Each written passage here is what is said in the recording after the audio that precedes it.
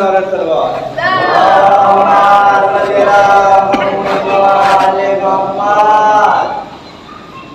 لا حول ولا قوة إلا بالله العلي العظيم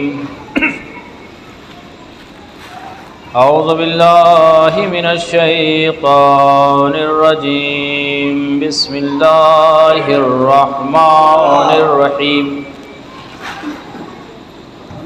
الحمد لله رب العالمين والعاقبة للمتقين والجنة للموحدين والنار للعاصين والصلاة والسلام على أشرف الأنبياء والمرسلين سيدنا ونبينا وشفيع ذنوبنا وطبيب نفوسنا مولانا بالقاسم محمد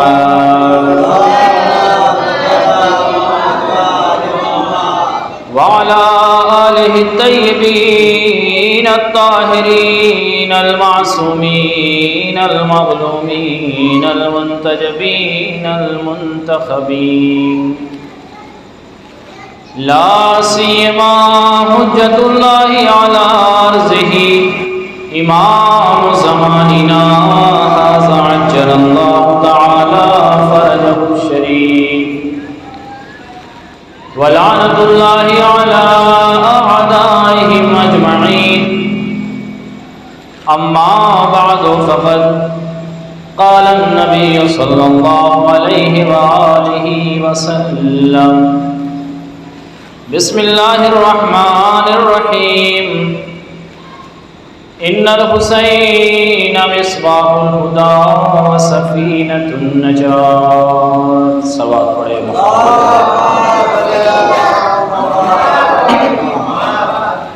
ایک اور صلوات پڑھے محمد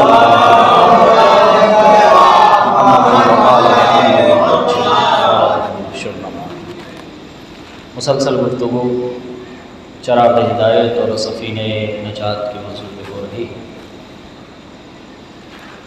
کہ امام حسین علیہ السلام رہتی دنیا تک بشریت کے لیے ہدایت ہے، مخلوقات خداوندی کے لیے ہدایت ہے۔ جب تک دنیا رہے گی تب تک حسین کا نام رہے گا، دنیا مٹ جائے گی، اس کے باوجود بھی بادشاہی امام حسین علیہ السلام کا خاتمہ نہیں ہوگا، کیونکہ یہ جملہ میری جانب سے نہیں، پیغمبر نے کہا ہے الحسن والحسین سیدہ شباب اہل الجنہ، کہ حسنین جوانان جنت کے سردار ہیں، تو ان کی بادشاہی یہاں بھی ہے اور جنت میں بھی ہوگی۔ یہ جان لیجئے کہ یہ حتمی فیصلہ ہے کہ جسے یہ چاہیے کہ کل بروز حشر، بروز محشر، قیامت کے دن سردار ہمارا حسین ہو، تو اسے دنیا میں ہی چاہیے کہ حسین کو اپنا سردار مانے، اس لیے کہ جس نے انہیں سردار مانا ہے بس اسی کی نجات ہونی ہے۔ واضح طور پر پیغمبر نے جب جملہ اگر آپ دیکھیں، یہ اور بات ہے کہ احادیث اور روایات اس کے بعد، اس حدیث کے بعد، پیغمبر کی وفات کے بعد اتنی روایتیں، اتنی حدیثیں آئیں جس کی انتہا نہیں ہے۔ جب پیغمبر نے فرما دیا کہ حسین اور حسن جنت کے جوانوں کے سردار ہیں، تو اس پر متعدد حدیث آئی اور کسی نے یہ کہہ دیا کہ فلاں فلاں بوڑھوں کے سردار ہیں، بزرگوں کے سردار ہیں، کہاں؟ جنت میں۔ اور ایسا نہیں کہ یہ صرف حدیث کہہ کے نکل گئے، بلکہ اس پہ مناظرہ ہوا، باقاعدہ طور پر باقاعدہ مناظرے ہوئے ہیں، اور کہا کہ ٹھیک ہے امام حسن امام حسین علیہ السلام جنت کے جوانوں کے سردار ہیں، تو بھائی جیسے دنیا میں جوان ہیں، بوڑھے ہیں، بچے ہیں، سب ہیں، تو بوڑھوں کے سردار ان کے علاوہ فلاں فلاں افراد ہوں گے۔ اچھا، حاضر جواب عالم دین تھے۔ تم کو یاد ہوگا کہ پیغمبر نے مسجد میں خطبہ دیا تو بوڑھی گزر رہی تھی، اور خطبہ دیتے دیتے پیغمبر نے دیکھا کہ وہ بوڑھی گزر رہی ہے، تو پیغمبر نے کہا کہ کوئی بوڑھی بوڑھا جنت میں نہیں جائے گا. یہ پیغمبر کا جملہ ہے، کوئی بوڑھی بوڑھا جنت میں نہیں جائے گا. اب مارے حیرت کی وہ بوڑھی چیخ کے رونے لگی کہ کیا فضل ہو گیا، کوئی بوڑھی بوڑھا جنتی میں نہیں جائے گا. اور تڑپ کے کہتی یا نبی اللہ، یا رسول اللہ، میں جنت نہیں جاؤں گی؟ اتنی عبادت، اتنی ریاضت آپ کی اطاعت میں نے کی ہے، آپ کا کلمہ میں نے پڑھا ہے، آپ نے حق کی جانب آواز دی، میں نے لبیک کہا ہے، تو آپ کہہ رہے ہیں، اور آپ کی صادق زبان ہے، سچی زبان ہے، اور میں خود ہی کہوں اگر ممبر سے میں یہ کہہ دوں مثال کے طور پر، اگر آپ میری بات یقین رکھتے ہیں، اور میں کہہ دوں کہ بھائی کوئی بوڑھا جنت میں نہیں جائے گا، تو اب بوڑھوں کے پاس دو ہی آپشن ہے. ایک یہ کہ بھیا جب جانا ہی نہیں ہے جنت میں تو جتنی عبادتیں ریاضتیں کر ڈالی چھوڑو ہٹاؤ بھائی، اب جو چند دن کی زندگی اپنے من کے اعتبار سے جی لو، جو سمجھ میں آئے کر لو، جس کا جہاں سے چرانا ہے چرا لو، جس کا چھیننا ہے چھین لو، جس کا آپ غصب کرنا ہے غصب کر لو. کیوں؟ اس لیے کہ جنت تو جانا ہی نہیں ہے. جب جنت ہمارے لیے ہے ہی نہیں تو اتنی محنت کرنے کی کیا ضرورت ہے، اتنی مشقت کرنے کے لیے کیا ضرورت ہے. اچھا یہیں پہ صرف نہیں خاموش ہوئے پیغمبر، یہیں پہ خاموش ہوئے تو پھر بھی ٹھیک تھا کہ چلو کم سے کم ایک گروہ ہے، ایک عمر طے کرنے کے بعد، بڑھاپے میں داخل ہونے کے بعد. پھر اس کے بعد جناب بلال سامنے ہی بیٹھے ہوئے تھے، انہوں نے کہا بلال مسکراؤ نہیں، کالا بھی جنت میں نہیں جائے گا. اب جب کالا کہہ دیا جنت میں نہیں جائے گا تو میں تو کہتا ہوں چلو بھائی ٹھیک ہے، ہندوستان میں تو اپنے ہر طرح کے رہیں گے، افریقہ والے تو جنت جانے کے رہے، یہ تو جنت جانے کے رہے، ان کو جنت کہاں سے ملنے والی؟ کیونکہ نبی صادق الامین نبی، اپنی زبان، جس کی زبان پر وحی کا پہرا لگا ہوا ہے، جس کے لیے قرآن نے کہا وما ينطق عن الهوى ان هو الا وحی یوحی، میرا نبی جب تک کلام نہیں کرتا جب تک کہ میرا کوئی فرشتہ نازل ہو کر وحی تک نہ پہنچا دے اس تک. تو یہ بغیر وحی الہی کی کلام نہیں کرتے، جو کچھ بولتے ہیں وہ اللہ کا حکم ہوتا، وہی بولتے. تو پیغمبر تو کہہ رہے ہیں کہ کالا جنت نہیں جائے گا، پیغمبر تو کہہ رہے ہیں بوڑھا جنت نہیں جائے گا. پھر یہ حدیث، اب یہ میرے کو جب کہا کہ بوڑھا جنت میں نہیں جائے گا، اور روایت یہ جو گڑھی گئی پیغمبر کے مد مقابل، کیونکہ جتنی روایتیں آئی ہیں پیغمبر کے لیے کہ پیغمبر نے یہ فرمایا، پیغمبر نے یہ فرمایا، اور وہ روایت اہل بیت کی کسی فضائل سے ٹکرا رہی ہوتی ہے.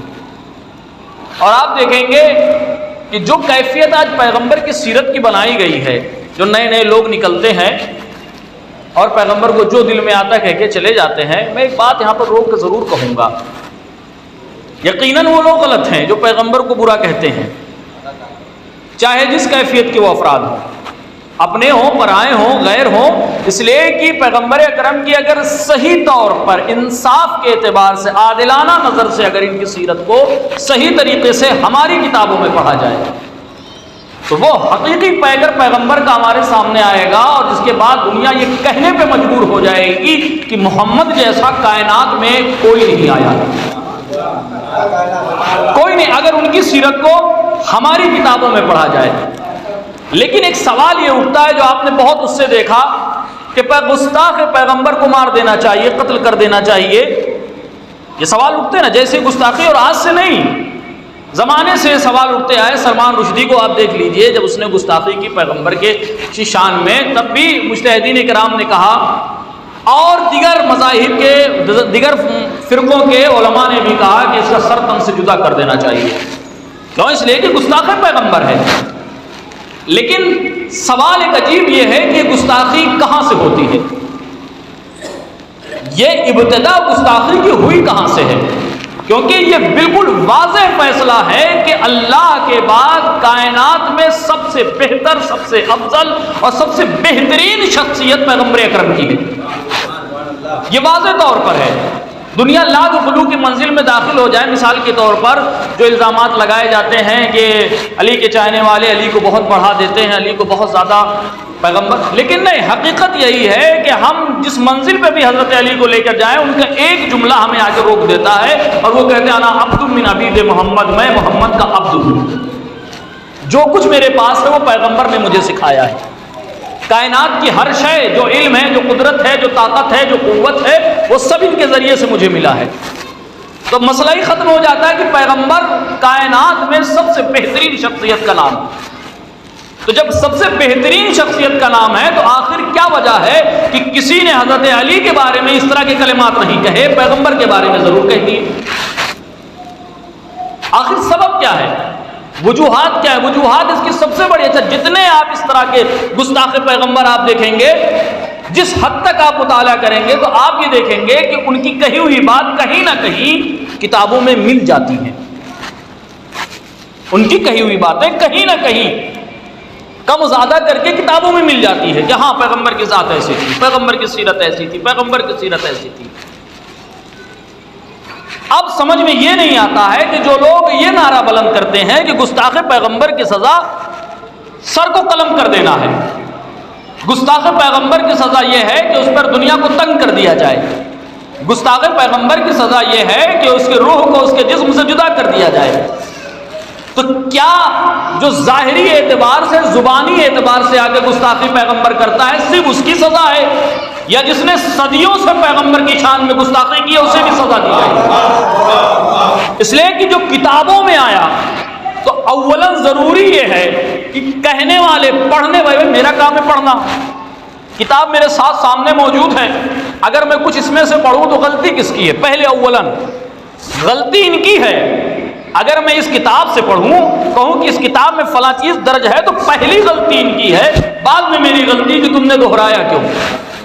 تو یا تو پیغمبر کی سیرت پہ وہ کلمات جو لکھے گئے ہیں جو پیغمبر کی شان میں گستاخی ہے، اسے اپنی اپنی کتابوں سے پہلے نکال کر جلا دیا جائے، پھر اس کے بعد کہا جائے کہ پیغمبر کی سیرت پر اگر کسی نے انگلی اٹھائی تو اس کی سزا یہ ہے کہ سر و تن میں جدائی کی جائے۔ تو 14 صدیوں سے ہر ایک گستاخ پیغمبر کو تلاش کیا جائے اور اس کو سزا دی جائے، پھر اس کے بعد آنے والے غیر کو سزا دی جائے۔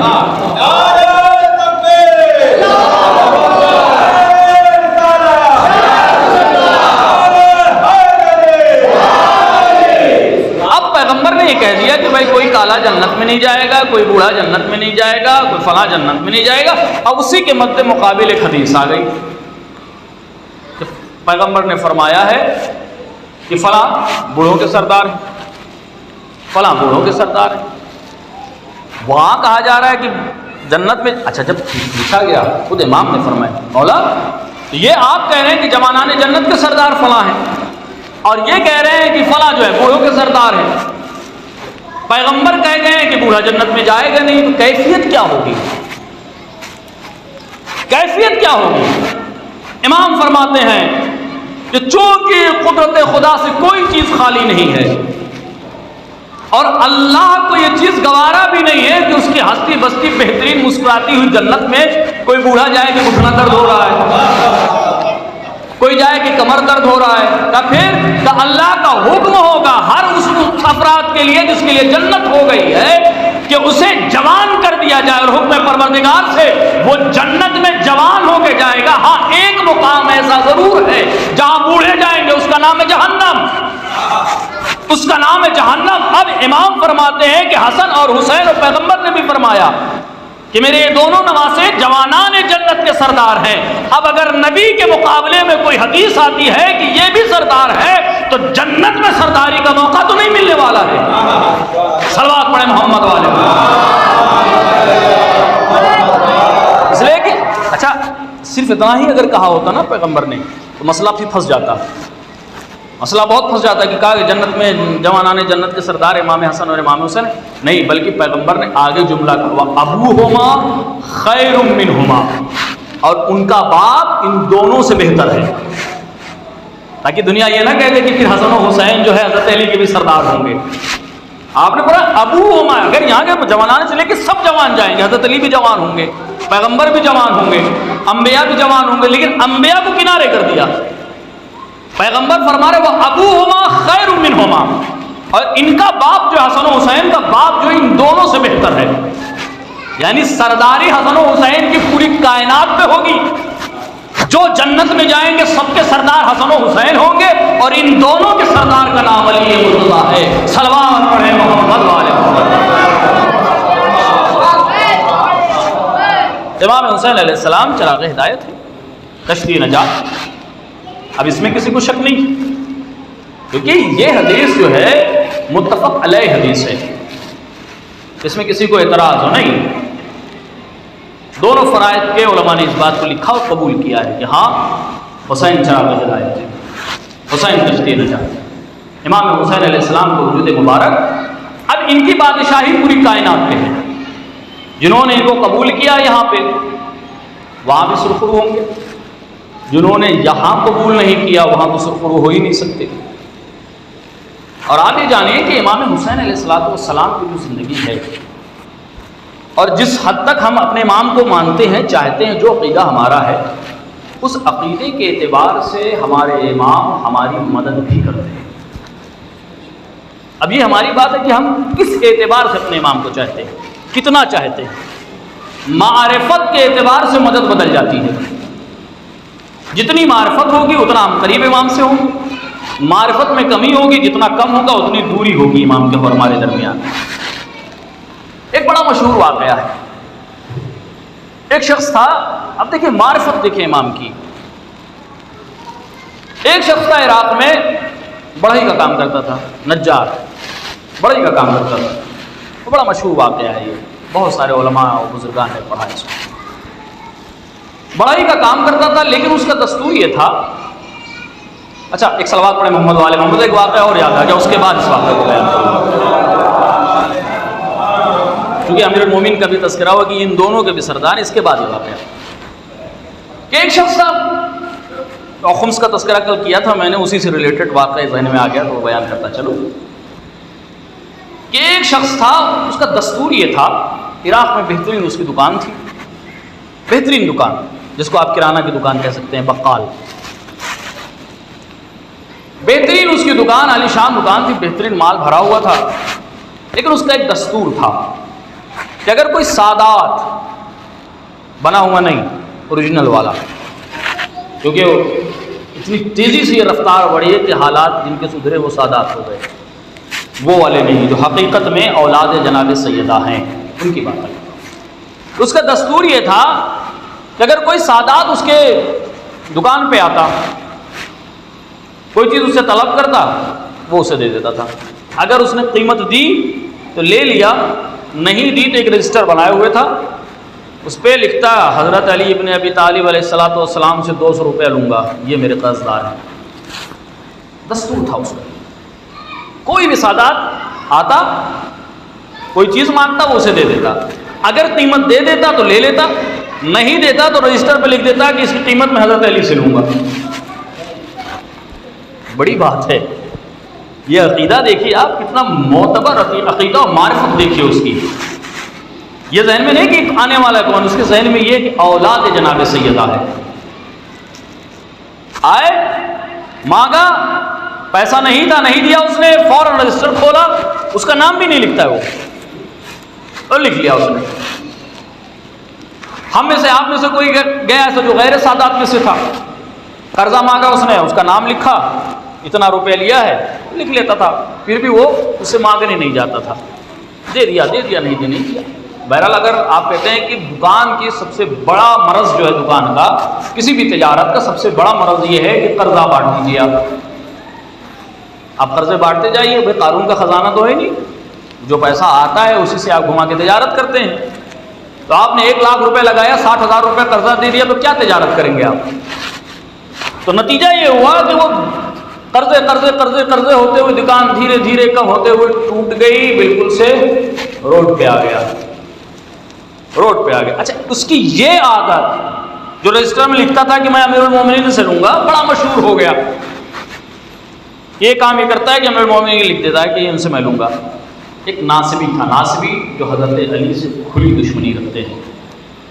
جب یہ روڈ پہ آ گیا بالکل سے خالی ہاتھ, اس نے کہا دیکھا کیا کیا علی نے تمہارے ساتھ, دیا قرضہ تمہارا. اس کو یہ بات دل پہ آ کے لگی. اس نے بھرے مجمع میں اس کیفیت کو دیکھتے ہوئے کہا, بڑا تم حضرت علی کے نام لکھتے تھے کہ علی میرا قرضہ دیں گے, دیا تم کو علی نے قرضہ, تم علی کے نام پہ جو ہے تقسیم کر رہے تھے. اس کو چوٹ لگی, تکلیف لگی, وہ چپ چاپ سے اپنے آپ کو محسور کر لیا اس نے گھر میں. اور اسی کیفیت میں ہوتے ہوتے اسے آنکھ لگ گئی. وہ دیکھتا ہے کبھی کبھی کچھ ایسی عادتیں ہیں کہ ہم لاکھ کوشش کے بعد اپنے معصوم کی زیارت نہیں کر پاتے، لیکن ان چھوٹی چھوٹی عادتوں کی بنا پر 14 کی زیارت ہو جاتی ہے۔ کہتا وہ آنکھ لگی میری کتنے میں دیکھتا ہوں کہ جناب رسول خدا امام حسن اور امام حسین اور دیگر ائمہ کے ساتھ آئے، اور امام حسن سے کہتے ہیں میرے لال تمہارے بابا کہاں ہیں؟ ادھر ابھی امام حسن جواب دیتے کہ پیچھے سے امام علی علیہ السلام نے جواب دیا سید و سردار میں یہاں ہوں۔ کالی تم اس کا قرضہ کیوں نہیں دے رہے ہو؟ یہ پیغمبر کا جملہ ہے کہ مولا میں اس کا قرضہ اپنے ساتھ لے کے آیا ہوں۔ علی اس کا قرضہ کیوں نہیں ادا کر رہے ہو؟ مولا میں اس کا قرضہ اپنے ساتھ لے کے آیا ہوں۔ امیر المومنین نے خواب کی کیفیت میں اس کے ہاتھ میں تھیلی تھمائی، آنکھ کھل گئی، جب آنکھ کھلی تو اس کے ہاتھ میں وہ تھیلی موجود تھی۔ اس نے تھیلی کو کھولا، گنا اس کو 1000 درہم تھا، الگ کیا اسے، اس نے فوراً رجسٹر کھولا۔ رجسٹر کھولنے کے بعد جتنے اس نے قرضے امیر المؤمنین کے نام پہ دیا تھا اس کو گننا شروع کیا، ان کو 5، ان کو 10، ان کو 50، ان کو 100، ان کو 100، اور جب پورا گنا اس نے ٹوٹل کیا تو 1000 درہم امیر المؤمنین کے نام پہ قرضہ تھا۔ تھیلی کو اٹھایا، قرضے کو ملایا، اب اسے خود پیغمبر کی چونکہ روایت ہے، لیکن ہوتا ہے کہ آدمی تردد میں پڑ جاتا ہے کہ وہ خواب صحیح ہے کہ نہیں صحیح ہے، تھیلی کہاں سے آئی، کیسے آئی، بہرحال تو جب اس نے ملا لیا اسے یقین ہو گیا کہ یہ تھیلی خود امیر المومنین علیہ السلام نے ہمیں دیا ہے۔ اس نے اپنی زوجہ کو بلایا، وہ تھیلی دکھائی، اچھا زوجہ بھی بامعرفت تھی، اور چونکہ جب ماحول کی تربیت کی جاتی ہے اسی انداز میں تو دھیرے دھیرے گھر بھی اسی کیفیت میں چلا آتا ہے۔ یہ اور بات ہے کہ کبھی کبھی ہوتا ہے کہ حضرت نوح کی اولاد حضرت نوح کی بیوی ان کے خلاف ہو جاتی ہے، لیکن اس میں تربیت کا بہت اہم رول ہوتا ہے۔ بیوی نے دیکھا، کہا کہ کیا ہو گیا ہے تمہیں؟ کہیں ایسا تو نہیں کہ کہیں تم نے جو ہے زبردستی کہیں سے کوئی رقم لے کے چلے آئے ہو؟ تمہاری یہ حالت ہو گئی، تم اتنے مجبور ہو گئے کہ اب اس چیز کو اتر، ورنہ 1000 کون تم کو دینے والا ہے؟ اور جب یہ بھی معلوم ہو جاتا کہ کوئی انسان کوئی تاجر اپنے بزنس میں فیل چل رہا ہے تو لوگ اسے قرضہ بھی نہیں دیتے۔ ابھی دیکھ رہا ہے کہ بھائی ناکامیاب ہو رہا تو سوچتا ہے اپنی پونجی کیوں پھنسانے لگا میں؟ تو اس نے پورا واقعہ بتایا کہ ایسے ایسے امام علیہ السلام آئے ہمارے خاندان اور انہوں نے یہ چیز ہم کو دی۔ اس پورے واقعے کا مقصد کیا تھا؟ وہ دیتا تھا کس کے نام پہ؟ امیر المؤمنین کے نام پہ۔ کس کو؟ اولاد جناب سیدہ کو، اولاد جناب امیر المؤمنین کو، کہ یہ سادات ہے، اگر یہ مجھ سے مانگنے آ گیا ہے یہ قرضہ تو یہ ساری چیزیں ہم ان سے لیں گے۔ یہ اپنے عقیدے کے اعتبار سے تھا، یہ وہ تھا کہ جو دیتا تھا لوگوں کو۔ خمس کا مسئلہ کل میں نے چھیڑا تھا، وہاں میں بھی یہی مسئلہ ہے، 2 حصہ، ایک حصہ سید کا ہے اور ایک حصہ امام کا ہے۔ اب آپ بتائیے کہ جب امام علیہ السلام اگر ان کے اولاد کے لیے کوئی خرچ کرتا ہے تو وہ اسے ادا کرتے ہیں آ کر، اگر ان کے اولاد کا کوئی حق لے کے بیٹھ جائے، اگر ان کے اولاد کا کوئی حق لے کے بیٹھ جائے نہ اسے ادا کرے تو پھر کیا؟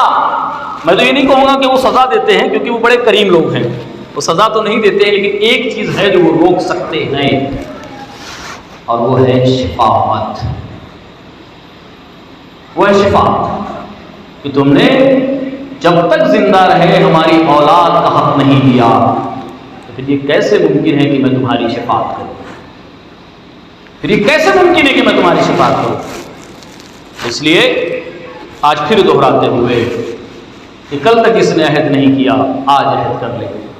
بہرحال بہت سارے افراد آئے، مسئلہ جاننے کی کوشش کی، چند لوگ آئے ہمارے پاس، جاننے کی کوشش کی، اور تاہیہ میں کیا ہے انشاءاللہ نیک ارادے پہ اللہ کی مدد ہوتی ہے، لیکن جنہوں نے قدم نہیں بڑھایا ہے وہ بڑھائیں، کیونکہ وقت کے امام کو راضی کرنے کا سب سے بہترین طریقہ ہے۔ صلوات پڑھیں محمد والے۔ اب آپ جانیں کسی خمس کے سلسلے میں ایک روایت ابھی میں پڑھتے چونکہ فوراً نظر سے گزری اس لیے وہ ذہن میں مکمل طور پر ہے بھی نہیں، وہ میں بیان کر دوں کہ حجت خدا ہمارے وقت کے امام جو کچھ بھی ہے وہ ساری چیزیں ان کی نگاہوں کے سامنے موجود ہیں۔ ہم اور آپ بچ نہیں سکتے یہ کہہ کے کہ مولا ہم نہیں جانتے تھے، اب فلاں نہیں تھا، اب تو سب کچھ معلوم ہے ہر کسی کو، اور ہمارا دین تو دعوت دیتا ہے کہ آپ علم حاصل کریے۔ سب سے پہلا سوال اسی پہ ہو جائے گا کہ نہیں جانتے تو جاننے کی کوشش کیوں نہیں کی، اور یہی سب سے بڑی الجھن ہمارے لیے۔ لیکن اگر جانتے ہیں اس کیفیت میں کہ آپ دیکھیں کہ ایک شخص ہے جو امام کو خط لکھتا ہے، ایک تاجر ہے جس نے امام کو خط لکھا اور کہا کہ مولا میں چاہتا ہوں کہ کسی طرح سے، چونکہ بہت زیادہ پیسہ خرچ ہو گیا ہے ادھر ادھر، میں چاہتا ہوں کہ خمس نہ ادا کروں، کوئی راستہ ہے؟ اب امام نے جو جملہ کہا ہے خط کے جواب میں وہ آپ کی خدمت میں پیش کر دیتا ہوں۔ امام علیہ السلام نے اس کے جواب میں تحریر فرمایا، بلا شبہ خداوند عالم واسع اور کریم ہے، یہ امام کا جملہ ہے، اور کہتے ہیں خداوند عالم اس شخص کے لیے ثواب اور جزائے خیر کی ضمانت دے جو اس کے احکامات پر عمل کرے، اور اس کے لیے عذاب ہے جو اس کی مخالفت کرے۔ بے شک انسان کے لیے صرف وہی مال جائز ہے جسے خداوند عالم نے حلال کیا، اور یقیناً خمس ہماری ضرورت ہے۔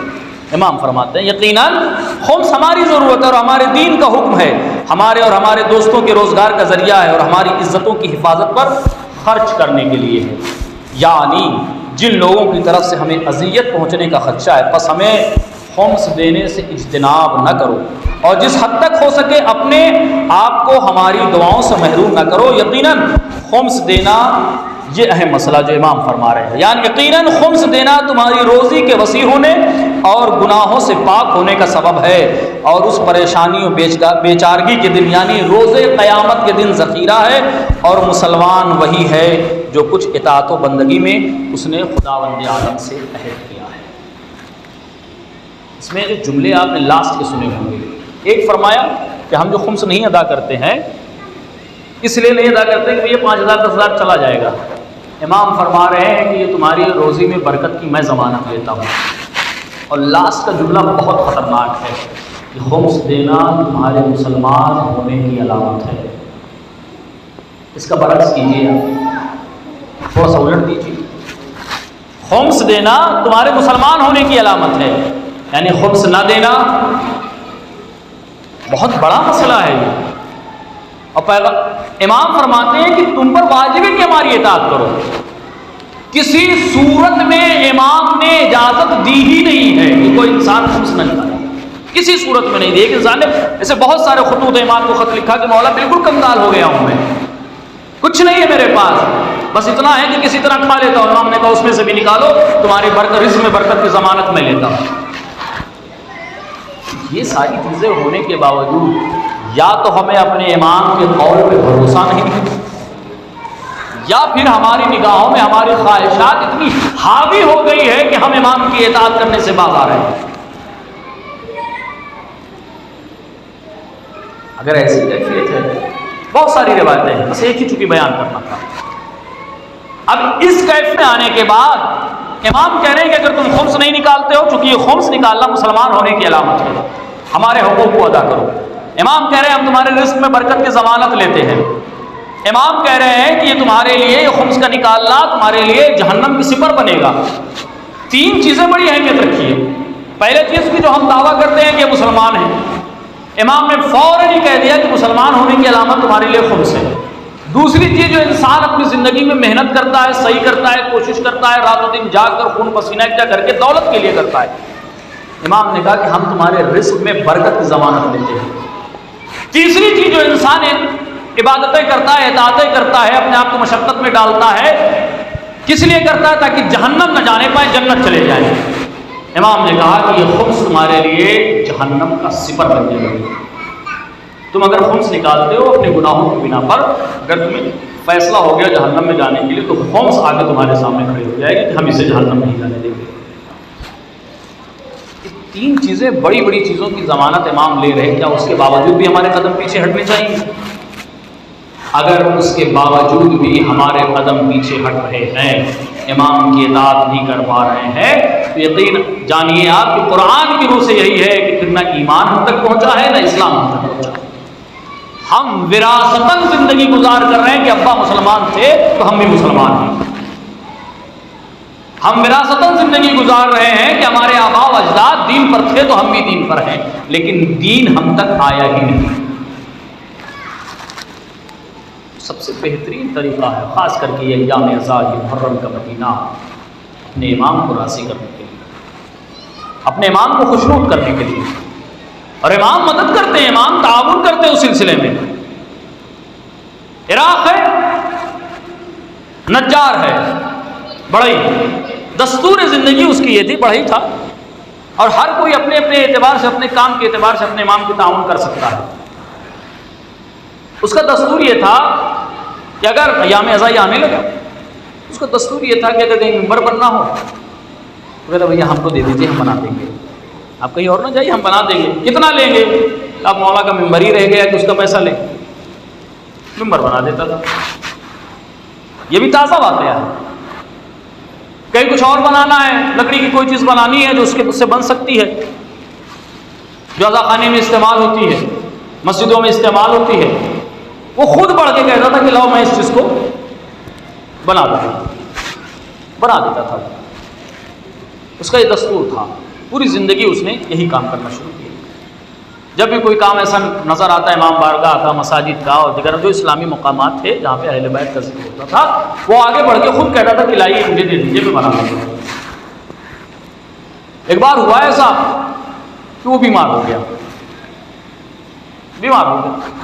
کہیں اس کے گردے وغیرہ میں درد شروع ہوا. حکیم کے پاس گیا، ڈاکٹر کے پاس گیا. اس نے اپنے ٹیسٹ کے اعتبار سے جب دیکھا، اس نے کہا کہ ان کو مرض ایسا لاحق ہو گیا ہے کہ اب شاید ان کو بچایا جا سکے. وہ وہاں سے واپس اپنے گھر آیا. وہ کہتا ہے کہ ابھی چند دن گزرے ہی تھے کہ اس مرض نے شدت اختیار کی کہ جسم پھولنے لگا. بستر پہ لیٹا تو پھر لیٹا ہی رہ گیا. جسم اتنی تیزی سے اس کا پھولنے لگا کہ پھر اس نے اٹھنے بیٹھنے کی صلاحیت نہ رہی. وہ کہتا ہے کہ 4 سال تک میں اسی طرح بستر پہ پڑا رہا. 4 سال تک اسی طرح میں بستر پہ پڑا رہا. جسم پھول گیا، اٹھنے بیٹھنے کی، چلنے کی سکت نہیں رہی. اب غور کریں کہ امام کس حد تک ہم کو دیکھتے ہیں، کس حد تک ہماری جانب متوجہ ہوتے ہیں. ہمارے عیوب بھی نہیں چھپ سکتے. اگر ہماری نیکیاں امام کی نگاہوں کے سامنے ہے تو ہمارے عیوب بھی نہیں چھپ سکتے. وہ شخص کہتا ہے 4 سال اسی کیفیت میں میرے گزر گئے.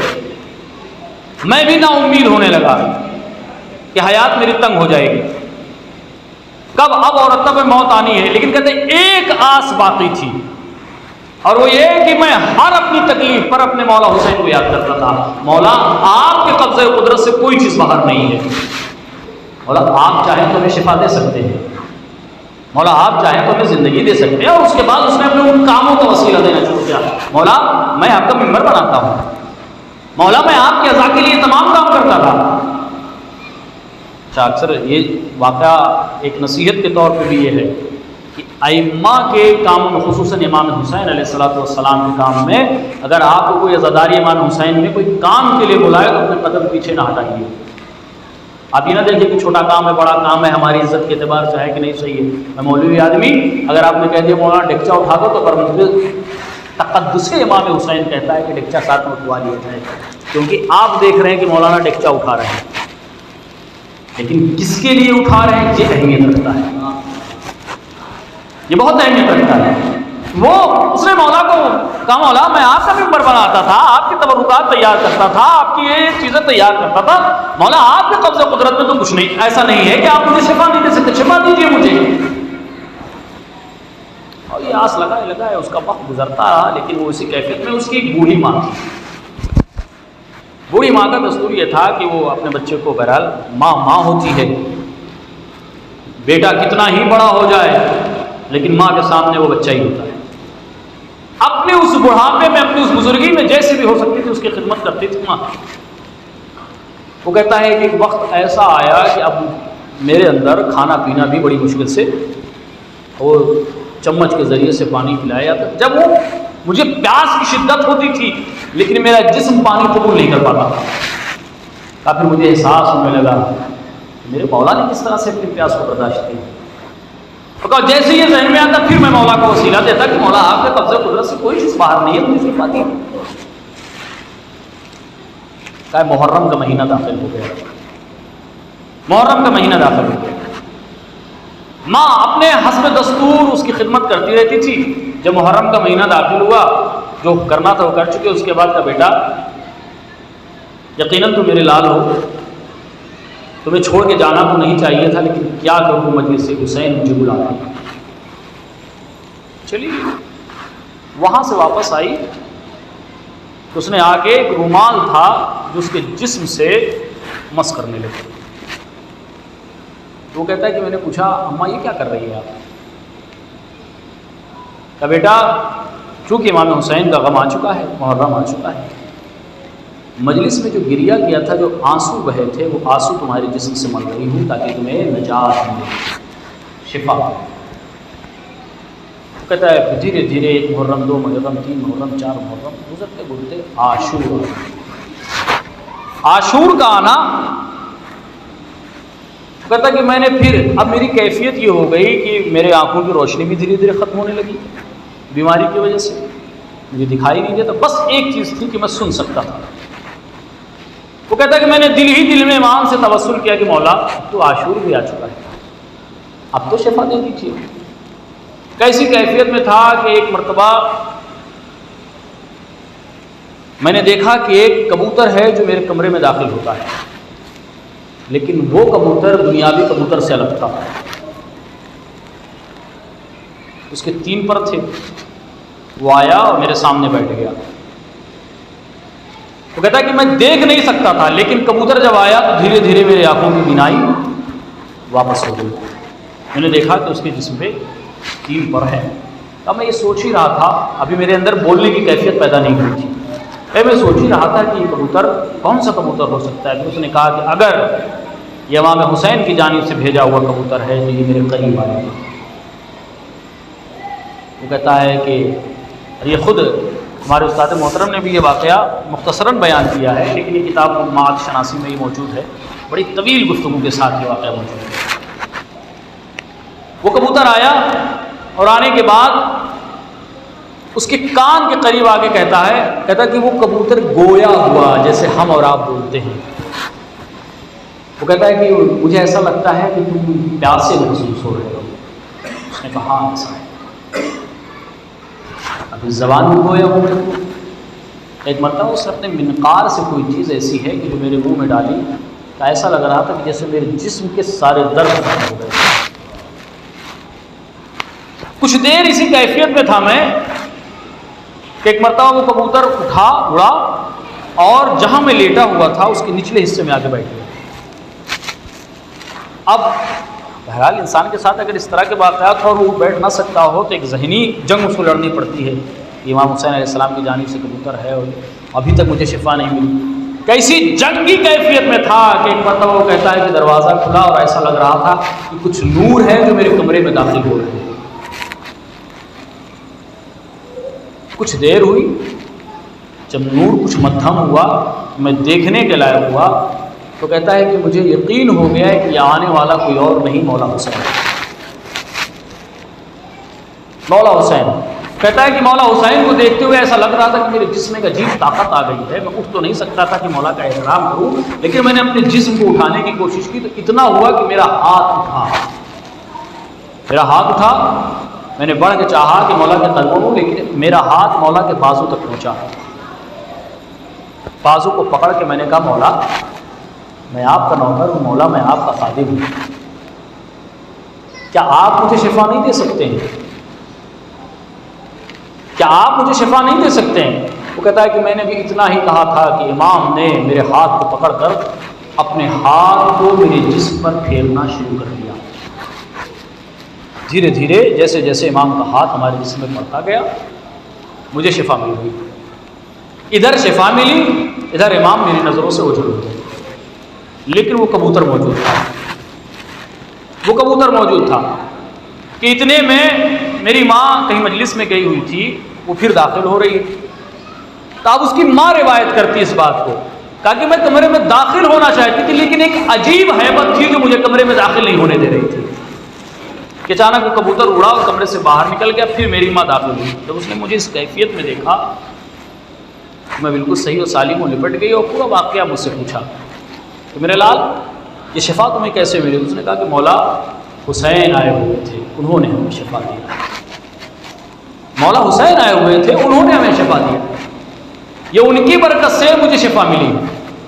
اب ایک چیز تصور کریں آپ، اندازہ لگائیں کہ جس امام کی نگاہ اس انداز میں دیکھ رہی ہو کہ کیا کیا میں کر رہا ہوں، کس کس کیفیت میں کر رہا ہوں، کس امور میں ہوں، میری زندگی کس صورت میں گزر رہی ہے، اگر اپنے امام سے وہ شخص مانگ کر، اپنے امام سے توسل کر کے اپنے اس وجود کو جو خاتمے کی منزل پہ تھا شفا لے سکتا ہے، تو کیا ہم اپنے امام پر بھروسہ کر کے اور دیگر امور امام کے سپرد نہیں کر سکتے؟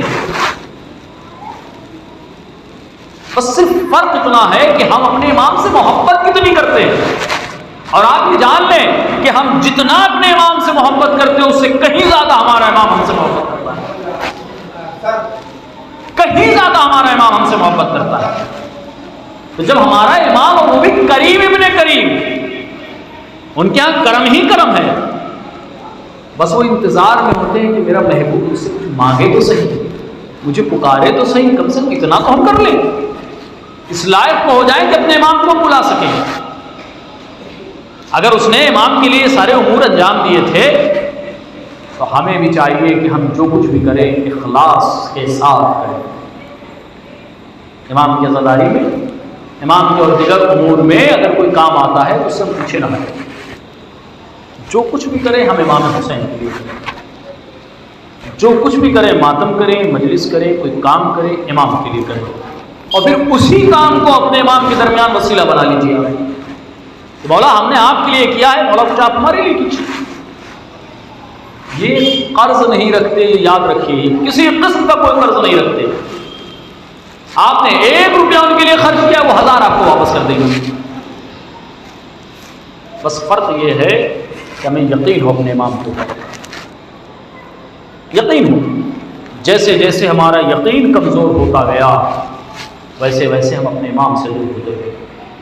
آج ہم غیروں پہ بھروسہ کر لیتے ہیں، ظاہری طور پر آپ کہیں گے مولانا یہ کون سی بات کر رہے ہیں، لیکن اگر ہم اپنے وجود کو، اپنے کردار کو، اپنے اعتبار سے ابھی تک جو ہماری عمر ہو چکی ہے ان میں واقعات کو دیکھیں گے تو ہم دیکھیں گے ہم نے غیروں پہ زیادہ بھروسہ کیا ہے،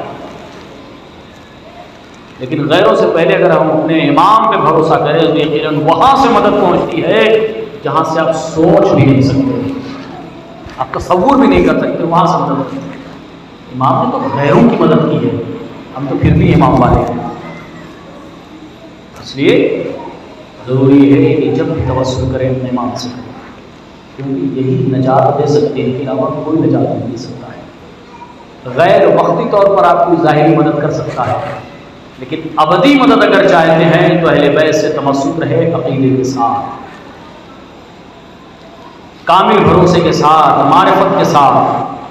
جب معرفت ہوگی تو امام کی مدد ہوگی، جب معرفت ہوگی تو امام کا تعاون ہوگا، اور جب معرفت نہیں ہوگی تو لاکھ آپ یا حسین کرتے ہوں گے، زبان سے پکارتے رہیں گے، دل میں کہیں اور سے مدد مانگ رہے ہیں، پھر اس کا کوئی مطلب نہیں۔ لیکن اگر ایک لمحے کے لیے امام کی جانب اگر آپ کی معرفت ہو جائے تو امام ہم سے راضی ہوتے ہیں، ہماری مدد کرتے ہیں۔ آج یہ 3 محرم کے ایام گزر گئے، یہ محرم کا مہینہ جس کا انتظار ہم پورے سال کرتے ہیں، پورے سال ہم انتظار کرتے ہیں اس مہینے کا، لیکن یہ اتنی تیزی سے ہمارے درمیان سے گزرتا ہے کہ ہمیں پتہ تک نہیں چلتا کہ کب محرم گزر گیا۔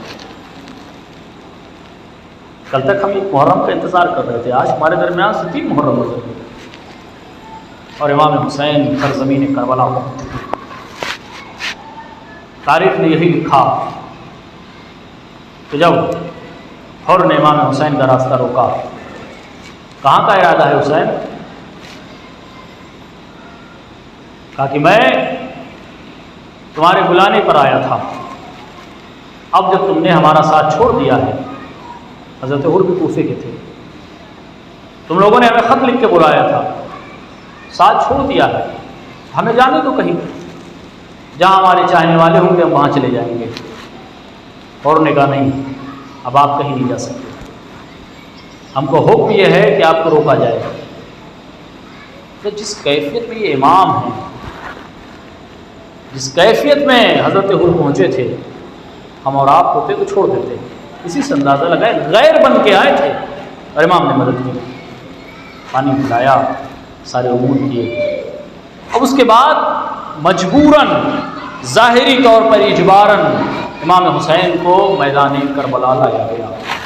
امام حسین میدان کربلا پہنچے۔ تاریخ میں یہ لکھا ہے، بس تصور شرط ہے کہ جب امام حسین کربلا میں پہنچے تو آپ کا ذوالجناح ٹھہر گیا، آگے نہیں بڑھتا۔ امام نے دوسرے سواری کو بلایا، وہ سواری بھی آگے نہیں بڑھتی۔ بعض روایتیں کہتے ہیں کہ 7 سواریاں امام نے تبدیل کی، لیکن کوئی سواری ایسی نہیں کہ جو وہاں سے آگے بڑھے۔ امام نے کچھ افراد کو بلایا اور پوچھا یہ کون سی جگہ ہے؟ امام جانتے تھے، لیکن امام دنیا پہ ظاہر کرنا چاہ رہے ہیں کون سی جگہ ہے، اس کا نام کیا ہے؟ کسی نے آواز دی، مولا یہ نینوا ہے۔ کوئی اور نام گناتے گئے، آخر میں ایک شخص نے کہا یہ کربلا ہے، یہ کربلا ہے۔ حسین نے جیسے کربلا کا نام سنا آواز دی، یہی وہ مقام ہے جہاں ہم ٹھہرے ہوئے۔ ادھر امام قبیلے بنی اسد کے افراد سے گفتگو کر رہے تھے، اسے ایک جملہ مصائب کا جو تصور ہے۔ ادھر امام قبیلے بنی اسد سے گفتگو کر رہے تھے، ایک مرتبہ محمل سے جناب ثانیہ زہرا نے آواز دی، بھیا یہاں سے آگے کیوں نہیں بڑھتے؟ کیا ہوا بہن؟ کہا بھیا جب سے میں اس زمین پر میں نے قدم رکھا ہے ایسا لگ رہا ہے کہ میری سانسیں تنگ ہو رہی ہے۔ اے بھیا یہاں سے عجیب خوشبو آ رہی ہے۔ ایک مرتبہ امام حسین علیہ السلام نے کہا بہن زینب یہ وہی مقام ہے جس کا وعدہ مجھ سے لیا گیا ہے۔ اے بہن زینب یہ وہی مقام ہے جس کی خبر ہمارے نانا نے دی۔ اے بہن زینب یہ وہی مقام ہے کہ جس کے بارے میں نانا نے بتایا تھا کہ حسین تم اسی مقام پہ 3 دن کے بھوکے پیاسے ذبح کیے جاؤ۔ تاریخ نے لکھا کہ امام حسین علیہ السلام نے عباس جری کو حکم دیا، عباس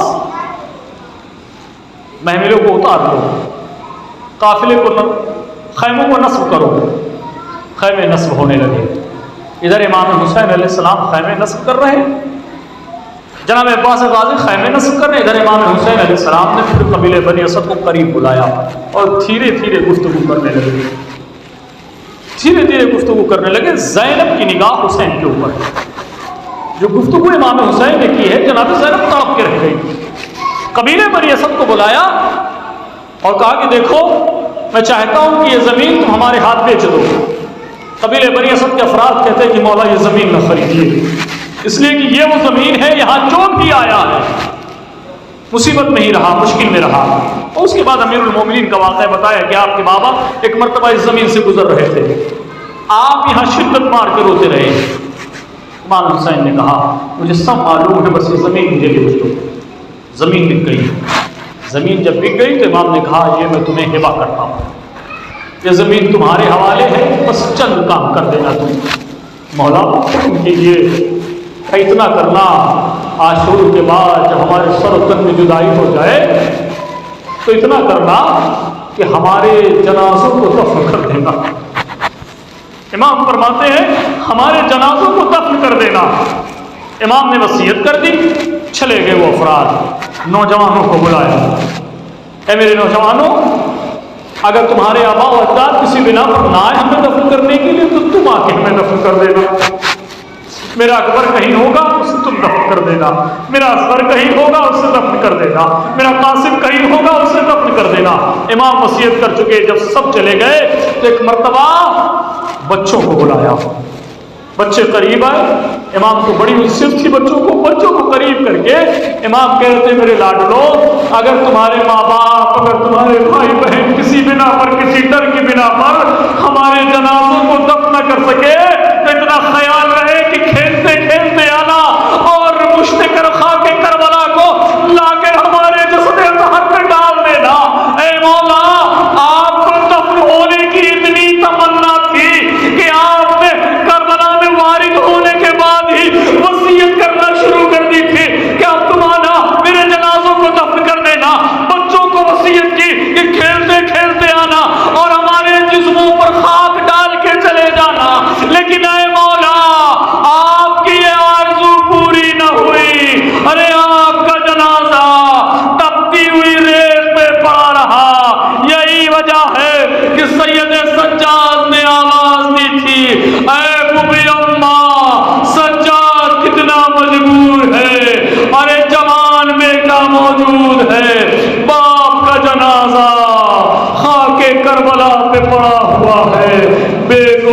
کفن میرے بابا کا جنازہ ہے۔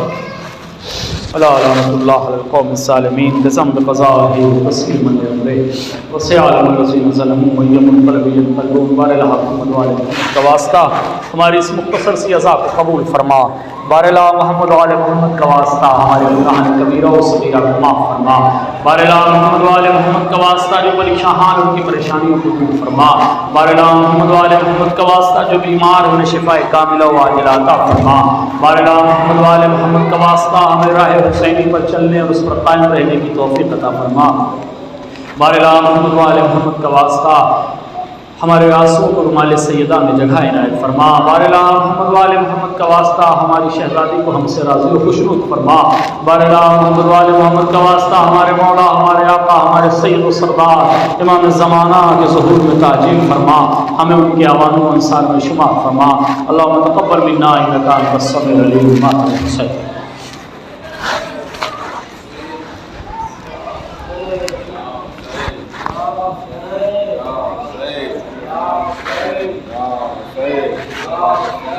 Ya Hussein, Ya Hussein, Ya Hussein.